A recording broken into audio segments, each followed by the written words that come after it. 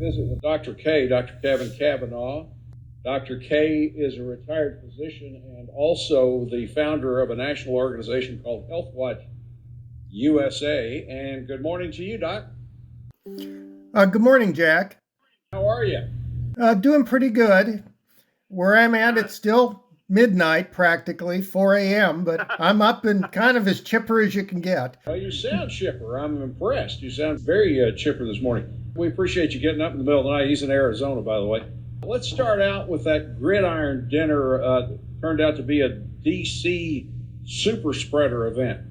Yeah, it sure did. There were over 600 people in attendance.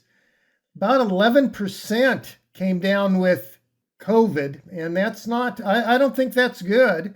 That included the U.S. Attorney General, the Commerce Secretary, Representative Adam Schiff, and a number of notable people. And Jack, it's still Omicron. It still carries a risk. These vaccines are not anywhere near the protection you want, and they do protect against severe disease. But as you can see from this dinner, even the vaccinated people got infected, and they can spread that to others, especially immunocompromised individuals that will be at risk for severe disease.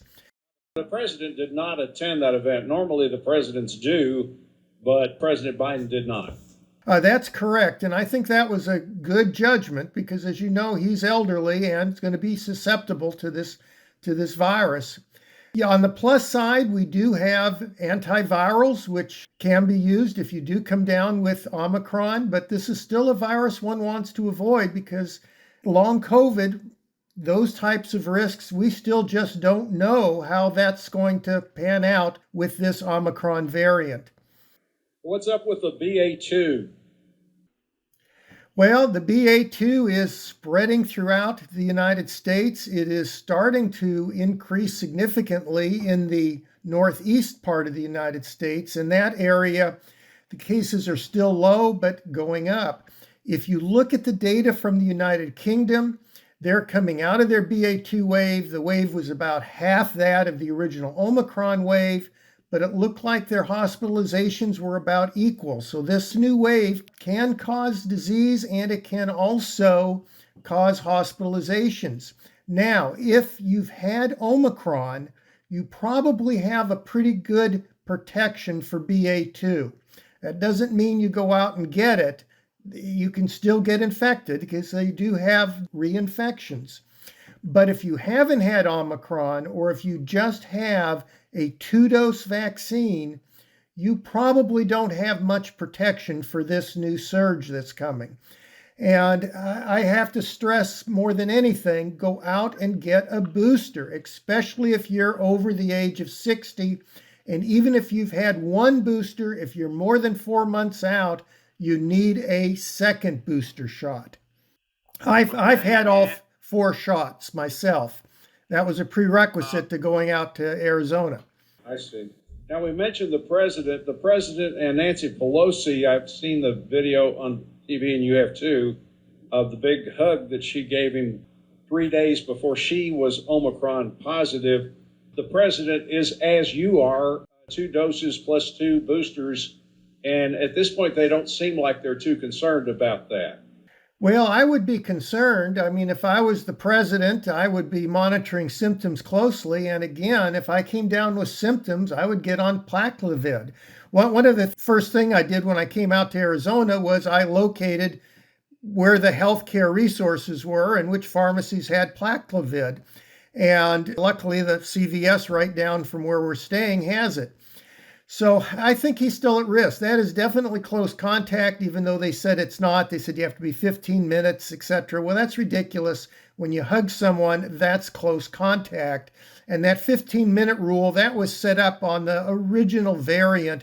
That doesn't count for something as infectious as Omicron. That virus is as infectious as measles.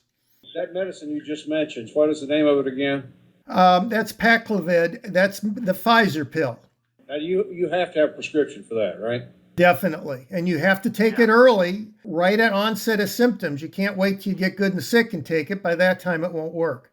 Now, this is obvious because where you are and some of the information that you've gained in the last several days, that is that Native Americans are currently doing really well with COVID precautions. Tell us about that. Well, they are. And when we were driving out, we stopped off in northern Arizona at the Navajo Indian Reservation. And it was along a freeway exit, and there was a Taco Bell there. And I said, well, I can get, curbside pickup, essentially the window at Taco Bell. And when we drove up, there was a big sign saying indoor dining's closed. Everybody in there was wearing a mask. And this is an area that has a low rate of infections. They were at 8 per 100,000, and their vaccination rate was over 85% of the adults. In some areas up in northeastern Arizona, the vaccination rates for adults were over 95%.